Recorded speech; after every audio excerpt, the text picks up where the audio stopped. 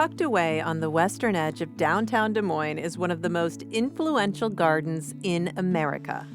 It's kind of like a hidden secret, I think. I'm not sure everybody knows what an amazing little spot of serenity we have right here in the middle of Des Moines. This is the Better Homes and Gardens Test Garden. Plants grown here are seen by millions of people in the pages of the beloved magazine.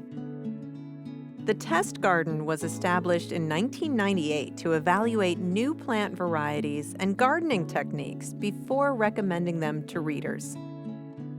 The half-acre lot was previously home to a car detailing business and a dry cleaner. Today, the garden is filled with hundreds of different kinds of plants.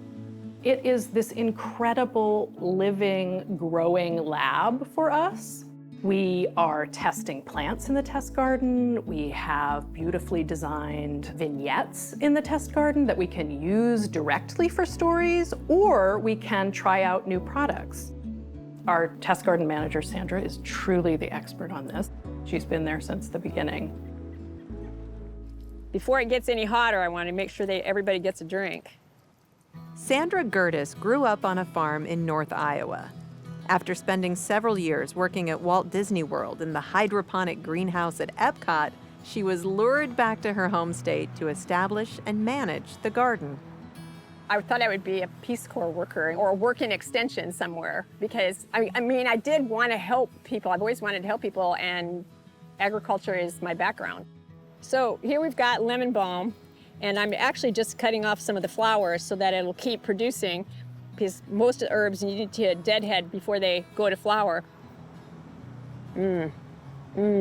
My goal and our goal, my team's goal, is to find good plants. It's as simple as our name, Better Homes and Gardens. We want you to have a better garden. Our role is to evaluate plants or garden techniques. Maybe it's a pruning technique, maybe it's a fertilizing technique. What's the best plant? What's the best way to grow a plant? Should this plant go in the front of the border, the middle of the border, or the back of the border? How tall does it get? Sandra collaborates with editors to determine what kinds of plants to grow for stories in the upcoming year. While not every plant featured in the magazine is grown in the test garden, its proximity to the Better Homes and Gardens headquarters makes it an ideal location for curating articles. How beautiful that is. We might have a story on shade gardening, and we have this beautiful part of the garden that's under a tree canopy filled with hostas and other things that do well in the shade, and we can use that space for photography to illustrate those ideas.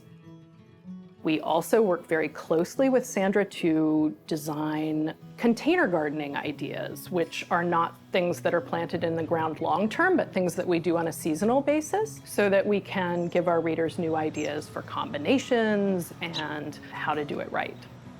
From there, Sandra works with seed companies, plant breeders, or nurseries to order and test new varieties of plants, be it hydrangeas, tomatoes, or coleus, some of which aren't yet available at garden centers.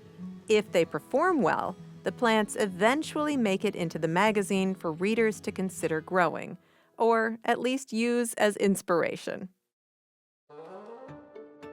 The test garden has more than 20 distinct areas, including a space for prairie perennials, a deck area, and a pond.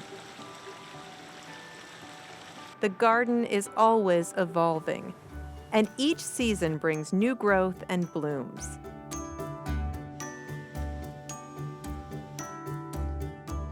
Gardeners, nature lovers, or those who are simply looking for a change in scenery for their lunch break can enjoy the garden every summer.